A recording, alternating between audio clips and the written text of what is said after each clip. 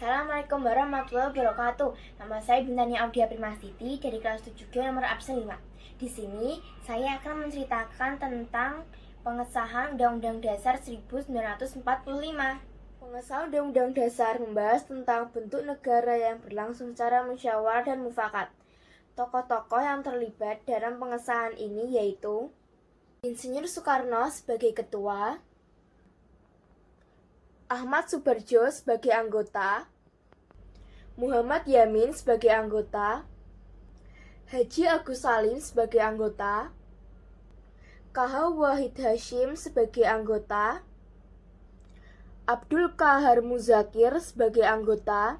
Saya mohon dari tuan-tuan anggota sekalian, oleh karena kita menghadapi saat yang suci, baiklah kita mengheningkan cipta, supaya janganlah hati kita dipengaruhi oleh sesuatu hal yang tidak suci, tetapi dengan segala keikhlasan menghadapi keputusan tentang bentuk negara yang akan didirikan, dengan hati yang murni, yang tidak terpengaruhi oleh sesuatu maksud yang tidak suci.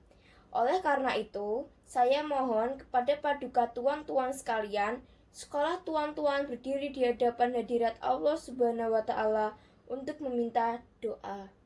Usul itu kita turuti dan saya minta marilah kita mengheningkan cipta, supaya mendapat pikiran yang suci dan murni dalam pemilihan.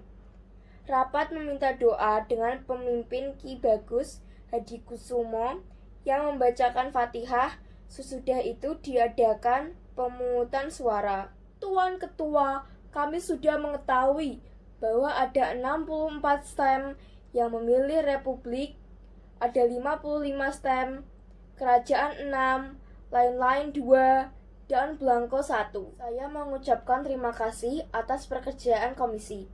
Anggota sekalian sudah mendengar bahwa telah dipilih oleh sidang Dokuritu Yunbi Sosakai yang kedua kali ini, yang melahirkan 64 stem, ialah yang 55 republik, 6 kerajaan, 1 blanko, dan 2 lain-lain. Jadi, semuanya ada 64. Sudah ada ketetapan dalam waktu ini. Nanti, kita membuat laporan yang sejelas-jelasnya. Jadi, putusan panitia itu republik. Sudah terang republik yang dipilih dengan suara terbanyak. Sekarang saya minta beristirahat. Semangat nasionalisme dan patriotisme terlihat sangat nyata dalam perbincangan dalam sidang BPUPKI tanggal 10 dan 11 Juli 1945 ketika membahas masalah wilayah negara. Semangat tersebut antara lain dikemukakan oleh beberapa tokoh berikut ini, atau Sekretariat Negara Republik Indonesia 1995 sampai 132 sampai 144. Maka apabila bangsa Indonesia pada masa ini mempunyai ketinggian kehendak dan kemauan dan menjunjung tinggi apa yang angan-angankan, hendaklah sanggup pula mengakui bahwa tanah Melayu itu sebagian dari tanah air kita. Tanah Papua itu pulau menjadi sumber kekayaan kita. Janganlah sumber kekayaan yang diwariskan oleh nenek moyang kita hilang dengan sia-sia belaka. Oleh karena itu, saya setuju bahwa dalam menentukan batas halaman tanah air kita, hendaklah kita berpikir dengan sebaik-baiknya. Janganlah didasarkan pada soal apakah kita sanggup atau tidak sanggup, tetapi pula apakah akan timbul kesanggupan akan merdeka atau tidak. Soal lain pula berhubung dengan tanah Papua. Memang hal ini dalam ilmu pengetahuan, etnologi, bahasa, geografi, ada yang menyebutkan bahwa Pulau Papua tidak masuk tanah Indonesia. Tapi faham ini hanyalah dilahirkan oleh orang-orang yang mengarang buku yang bersangkut paut.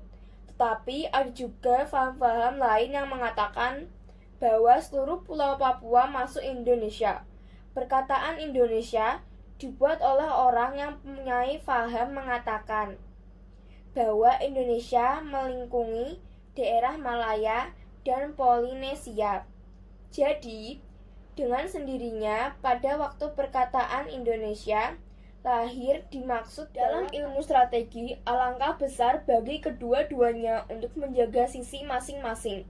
Artinya, kalau kita melihat batas kita di timur, ke Pulau Timur, saya setuju sekali dengan anggota yang terhormat Mohyamin, yaitu agar pulau itu dimasukkan dalam lingkungan kita, terletak di Indonesia baru. Begitu pula Borneo Utara, di mana terletak Sarawak, dan juga negara Papua. Bukanlah kita bersifat meminta, tetapi hal itu beralaskan kebangsaan. Kalau peperangan sudah berakhir, kemenangan akhir telah tercapai. Kita dapat melengkapkan aturan-aturan itu menjadi aturan-aturan yang sesuai dengan keadaan zaman pada waktu itu. Dengan permintaan Indonesia merdeka, ialah seluas Indonesia Belanda dahulu. Jikalau kemenangan akhir tercapai dan ada permintaan yang nyata dari Malaya Selatan, Borneo Utara, bahwa rakyat di situ merasa juga ingin masuk dalam lingkungan kita, dengan senang hati mereka akan kita terima sebagai bangsa kita di dalam Indonesia merdeka. Sekian cerita dari saya tentang pengesahan Undang-Undang Dasar NRI 1945. Terima kasih. Wassalamualaikum warahmatullahi wabarakatuh.